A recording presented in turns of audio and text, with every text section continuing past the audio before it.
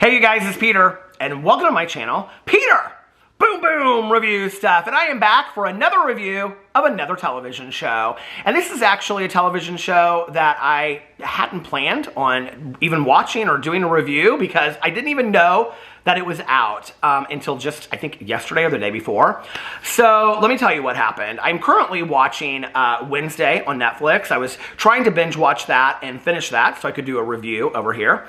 And then I was going to start watching either 1899 or White Lotus to do the review as well. I know White Lotus is releasing episodes and it's going to be finished pretty quickly. So I wanted to catch up so that I could do my review of that when the season ends.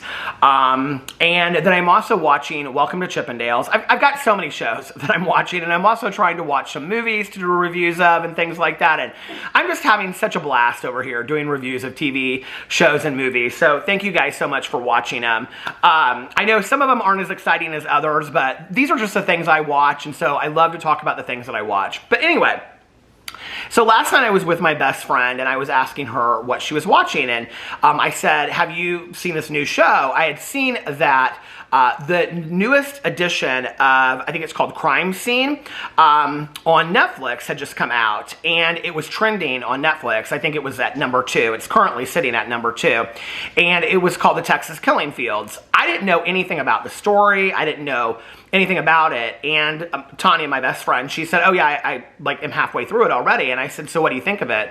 And she said, it's really sad and tragic. And she said, do you not know anything about it? And I said, no, and she had read a lot about it, and she knew a lot about the story of what had happened, so I didn't know that. Now, if you don't know about these crime scene series, they're on Netflix. I think they're exclusive to Netflix, and but I'm not sure of that. But what they are is that it's like the first one was the Cecil Hotel. I think it's the Cecil Hotel in San Francisco, and it was about the girl that went missing.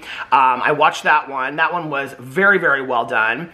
I actually didn't know until I was looking into this this show that they had come out with a second one as well, and the second one is about the Times Square killer or something. I don't know anything about that, so I am going to watch that one as well. And then this is the third one in like their kind of like series of doing these. So what this show is about, well, it's a documentary, a true crime documentary, and just trigger warning, it's a lot of violence, sexual abuse, physical abuse. I mean, it talks about all kinds of things in there that are horrific. And what it is about is about these women that from all different kinds of ages. I mean, I think it's like 12 to like 30 that are going missing in this very small part of Texas that I believe is like south of Houston, between Houston and Galveston, and off of I-45. And so, like, by the end, there was like 30 or 40 women that have gone missing. And throughout it's a 3-part series, and they speculate that there is either one or more serial killers in that area. But what the police investigators say in the FBI is that it's not very likely that there are 2 FBI agents working together within the same radius at the same time and things like that, which I thought was interesting. Because what you find out at the end is that one person is implicated in the murder of 3 of the women, and and then this other person is supposedly like, he never gets indicted or convicted of the murder, but there's some pretty substantiated evidence against him. You know, it just was a really, really sad true crime documentary. There's no way that I could possibly keep up with like all of the names of like the people that are suspects. I think throughout the show there are, I think there are 3 main suspects that they have, and one of them, like I said, gets convicted of killing three of the women, and he ends up getting life sentences for each of the killings. And then the other one, he gets convicted, I believe it's for like a kidnapping, and then he ends up getting convicted, but then he gets, no. He gets convicted for a murder in like 2014, and he ends up doing like 8 years, and then he gets released on like good time, and there's nothing to hold him to the other killings. And then the other person ends up dying. He drives his car or his like ATV or whatever like onto a railroad track, and they allege that he took his life. And so there's no evidence by the end pointing to him. One of the things that I will say that I loved about how this show was presented, and as a person, so if you don't know, I have a true crime book club that I run with my good friend Mel. It is listed below, the link. You can go join it. The group is on Facebook. Anybody can join. We are starting back. We've taken kind of a little bit of a break, but we are starting back up again in January. We've already picked out our next book. So we're very excited about that. But, you know, one of the things that we talk about in discussing true crime that is important is how much honor is paid to the victims. Is, you know, are we discussing the victims in a way that is appropriate? Are we talking about them in a way where they are remembered as human beings? Or is there more, like, you know, homage paid to the killers and the villains of the show, right? And in this, it is definitely heavily focused on the victims and their families. In fact, the majority of the show is about 4 women that went missing whose crimes are never, that they're cold cases. And the one father, I think is Tim Miller is his name, and I believe, and I want to say Williams, but I think it's Miller. His daughter Laura, like, her killer is never found, and he has worked his entire life, like, he has made this like his passion and goal in life in helping other people find their, like, lost loved ones. And I think, like, I read online something, like, I read this article that he has helped find like a ridiculous amount of people. Like, he's helped find over like 400 bodies and like 200 like living people that have gone missing or something like that, and helped like with all these different cases by just getting involved in all of this, you know. But he still, like, is looking for the killer of his daughter. And then there were other cases as well. There was this girl Heidi that had gone missing before his daughter, and their bodies were found on this area, which is what is called the killing field. It's this Calder Road area of Texas where they had found several of these bodies.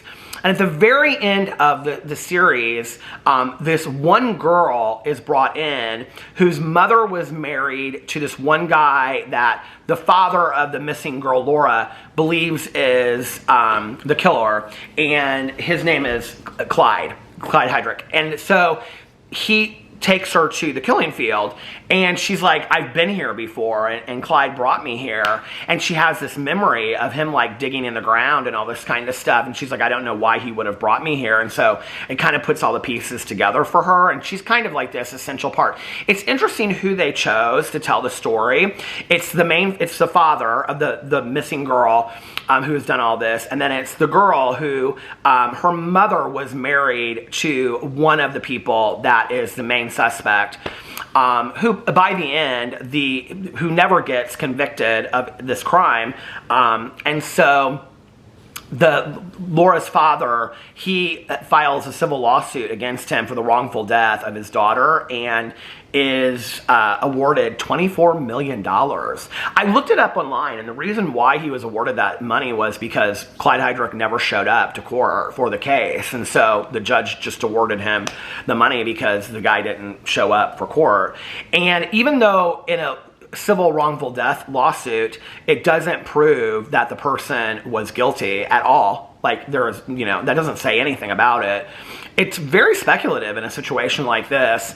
You know, it's interesting to me. I think the saddest part about watching this documentary was seeing, you know, there was a point where a journalist, I think this was like in the late 90s, had put together the story. She was like a Houston journalist. She had put together the story of like all of the missing women. And at that point there were like 20 or 30, I don't know how many, but she put their pictures up all around it.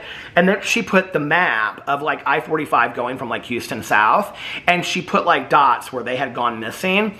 And basically nobody, like, it didn't seem like the police were really, I mean, there's, of course, you want to talk about, like, I wouldn't say police corruption. There's just not a lot of investment by the police to try to solve these cases.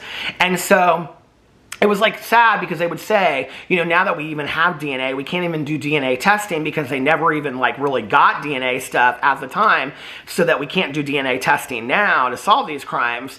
And so you know, it just is really sad, but it shows this map, and it's literally like this really short span of area where all of these women went missing, and so you know that like right in the middle of there has to be the person that is killing all of these women and has been allowed to continue to kill all of these women over and over and over again. And one of the saddest things for me, and I've talked about this before in talking about true crime, you know, when you hear these stories, and okay, so this one woman, she was 25, she was like the very first victim, and her name was Heidi Fye, and she was a cocktail waitress and whatever, and so like they kind of painted her as this cocktail waitress that kind of went from town to town and all this kind of stuff.